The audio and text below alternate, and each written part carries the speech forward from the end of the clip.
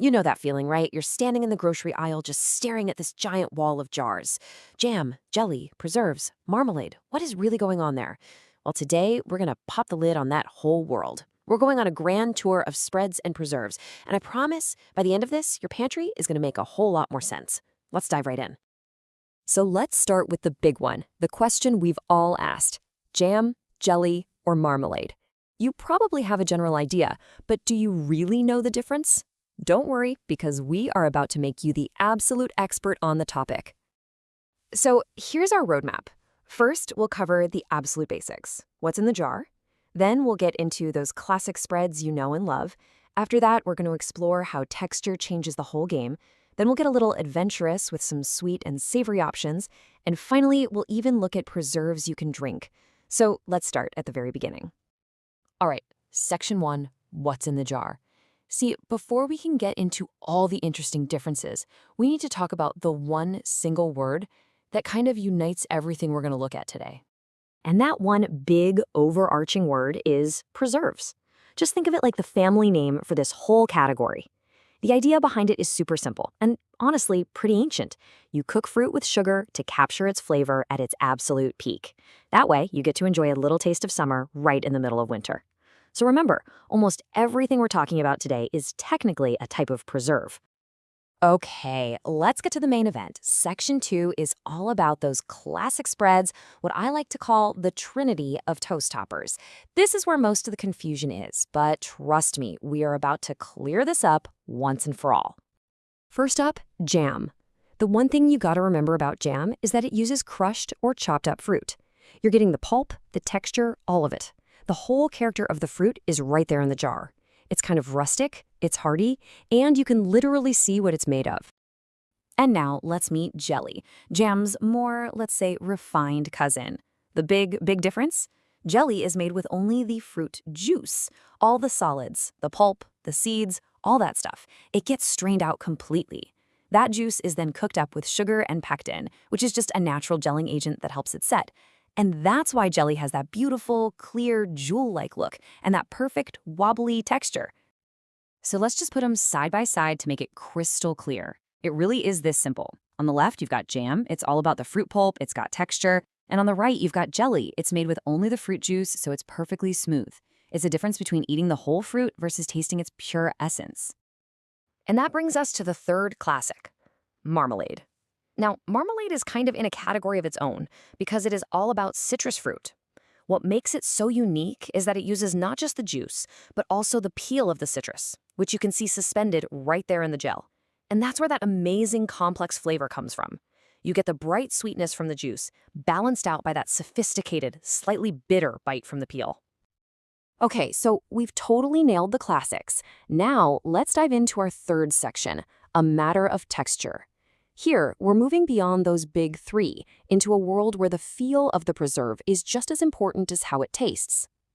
So on this slide, we've got 4 really fascinating variations, and each one gives you a completely different experience. You've got the chunky, fresh compote and the rich, smooth fruit butter. Then there's the complex, nutty conserve and the unbelievably creamy curd. Let's break them down. This little chart here really helps lay it all out. So look at that top row, compote. It uses whole or chopped fruit, and it's kept really rustic and fresh.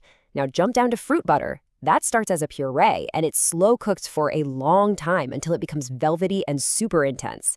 And then you have curd, which is in a whole other league. It's this amazing emulsion of juice, eggs, and butter, which creates something totally unique and custard-like. You can just think of this as your official texture cheat sheet. But you know, not all preserves are made in a simmering pot. Sometimes a really unique texture comes from a completely different way of preserving things. And a perfect example of that is fruit leather. This is actually one of the oldest preservation methods out there. There's no big pot of boiling sugar. You just puree fruit, spread it out really thin, and then gently dehydrate it. That slow removal of water concentrates the flavor like you wouldn't believe, creating this chewy, flexible sheet that's just pure fruit essence in a handy little snack. All right, time to shift gears and get a little adventurous. In section 4, we're going to explore where sweet meets savory. These are the kinds of preserves that are just as happy on a cheese board or next to a roast chicken as they are on your morning toast. First up is chutney. Now, chutney comes from India, and it's the ultimate balancing act of flavors. It can be sweet from fruit, sour from vinegar, and spicy from chilies, all in a single bite. And the texture can be anything from a smooth paste to a chunky relish, which makes it super versatile for cutting through the richness of a curry or pairing with a really sharp cheese. Next, we have achar, another flavor powerhouse from South Asia. Now, while chutney often balances sweet and sour, achar is just a full-on explosion of bold aromatic spices. Fruits or vegetables are preserved in oil or brine with these really intense spices like mustard seed, fenugreek, and chili. The result is this fiery, pungent condiment that just hits all the notes: heat, sourness, and salt. It is amazing. And now for something completely different and honestly wonderfully surprising. Mostarda from Italy. This stuff is just genius. It takes sweet candied fruit and introduces it to this sharp, spicy mustard essence. And that contrast between the sugary sweetness of the fruit and that sinus-clearing heat from the mustard is just incredible. There's a reason it's a classic pairing with rich cheeses and cured meats. And finally, in this section, we have the gastrique. Now, this is a foundational technique in French cooking. You can think of it as a chef's secret weapon. You carefully caramelize sugar. Then you deglaze the pan with vinegar to create this perfect sweet and sour base. And then you infuse it with fruit. It's that elegant, balanced sauce that makes famous dishes like duck à l'orange so good. It's all about culinary precision.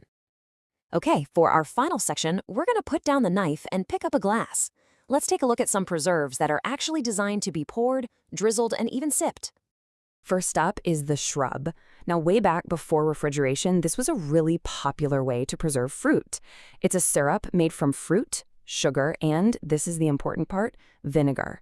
Now, that vinegar doesn't just preserve it, it adds this amazing, tangy, acidic kick that balances out the sweetness and makes it incredibly refreshing when you mix it with some sparkling water. It's no wonder that shrubs are making this huge comeback in craft cocktails and mocktails today. And last but not least, we have the reduction. Now, a reduction is less of a specific thing and more of a really powerful technique. By just simmering a liquid, like fruit juice or wine or balsamic vinegar, you let the water evaporate. And what you're left with is this intensely concentrated, syrupy essence of whatever you started with. You know that thick, luxurious balsamic glaze you drizzle over a salad? That's a reduction right there in action. So there you have it. From the simple difference between jam and jelly, to the amazing textural world of curds and compotes, all the way to fiery achars and tangy shrubs, your pantry is now officially unlocked. The world of preserves is so vast and so delicious, so the only question left is, with all this new knowledge, what are you going to explore first? Thanks for joining me on the tour.